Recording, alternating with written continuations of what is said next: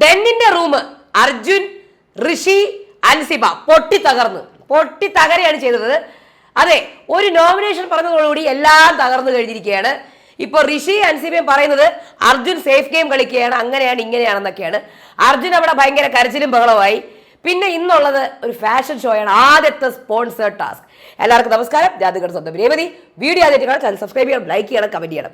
അപ്പോ Bigg Boss season 6 ആദ്യത്തെ fashion show dazzler ഇറ്റാണ ദീവ ഫാഷൻ ഷോ നടക്കാൻ പോവുകയാണ് ഇന്ന് ബിഗ് ബോസിൽ. റാവാക്കും എല്ലാം ആക്ടിവിറ്റി എല്ലാം എവിടെ നിന്ന് പറഞ്ഞാൽ എന്തായാലും സൂപ്പർ ആയിട്ടുള്ള ഒരു ഫാഷൻ ഷോ നടക്കും. അതിന് മുന്നേ തന്നെ ഇവിടെ ഋഷി പറയുന്നുണ്ട്, ഋഷിക്ക് എന്താണെന്ന് അറിയില്ല, ഒരാളും പുള്ളിക്കാരൻ്റെ പേര് പറയാനും പാടില്ല. എന്തിന് ശ്രീധുവിൻ്റെ പേര് പറഞ്ഞു? വെറുതെ പണി മേടിക്കാൻ നിൽക്കല്ലേ, സ്കെച്ച് ചെയ്യാൻ. ഇതെന്താ കൊട്ടേഷനാ? സ്കെച്ച് ചെയ്ത് കഴിഞ്ഞാൽ പണിയാണ്. എന്തിന് ഒരു നോമിനേഷൻ പറയാൻ പോലും പാടില്ലേ ഒരാൾക്ക്?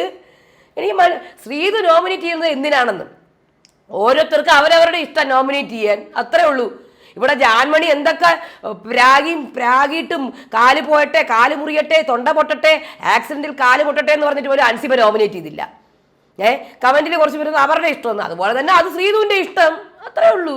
പുള്ളിക്കാരിക്ക് തോന്നി ഋഷിയെ കിടന്ന് അനാവശ്യമായിട്ട് അലറി വിളിക്കുന്നത് കൊണ്ട് ഋഷിയെ നോമിനേറ്റ് ചെയ്തു.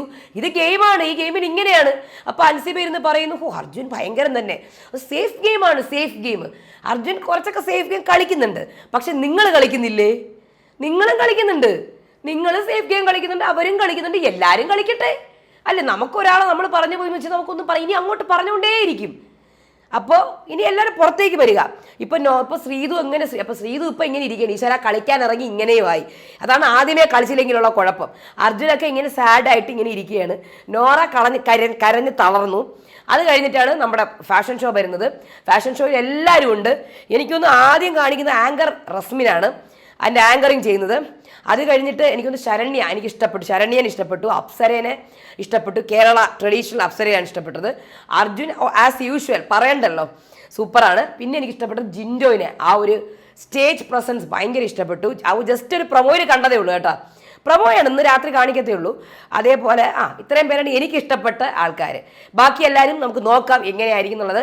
ഇതിനകത്ത് ആർക്കായിരിക്കും പ്രൈസ് കിട്ടുക, വേറെ സംഭവങ്ങളൊന്നും ഇല്ല. ഇന്ന് ജയിലും ഈ ഒരു സംഭവം ക്യാപ്റ്റൻസി മാത്രമേ ഉള്ളൂ. നാളെയാണ് അതിൻ്റെ വീഡിയോ ആയിട്ടൊക്കെ വരാം. അപ്പോൾ എല്ലാം പൊട്ടി തകർന്നിരിക്കുകയാണ്, ഇനി ഒന്നുമില്ല. ഇതിൻ്റെ ഇടയിൽ കൂടെ അവസരം വിനിയോഗിച്ച് ജിൻഡോ അവിടെ പറയുന്നു, ഇവിടെ പറയുന്നു, അവിടെ പറയുന്നു, അത് പറയണത് ഇവിടെ പറയുന്നു. ജിൻഡോ ഇങ്ങനെ ഉറഞ്ഞു വിളയാടെയാണ്. ജിൻഡോ എന്ത് പറഞ്ഞാലും ഋഷി മനസ്സിലാക്കും. ശരിക്കും പറഞ്ഞാൽ പപ്പറ്റ് പോലെ ഋഷി എന്ത് പറയും. ഇപ്പൊ ജിൻഡോ പറയാണ്, എടി അപ്സര തന്നെ നോമിനേറ്റ് ചെയ്തെന്ന് അറിയാമോ, അപ്സരയുടെ ഗെയിമാണത്, അത് അപ്സരയുടെ ഗെയിം തന്നെയാണ് കേട്ടാ. അപ്പൊ ഋഷി ഞാൻ അറിഞ്ഞില്ല.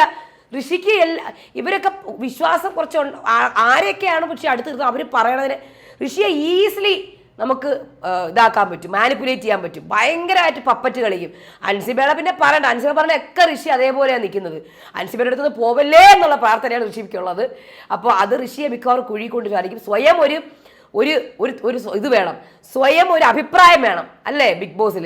അതില്ല ഋഷിക്കിപ്പം. അപ്പോൾ അത് കാരണം ഇനി എങ്ങോട്ടൊക്കെ പോകുന്നു കണ്ടറിയാം. വൈൽഡ് കാർഡുകൾ വരുമ്പോഴും എന്താ കളിയെന്നറിയാം. അപ്പോൾ നമുക്ക് നോക്കാം, അടുത്ത വീഡിയോ ആയിട്ട് വരാം. അതുവരേക്കും ബൈ.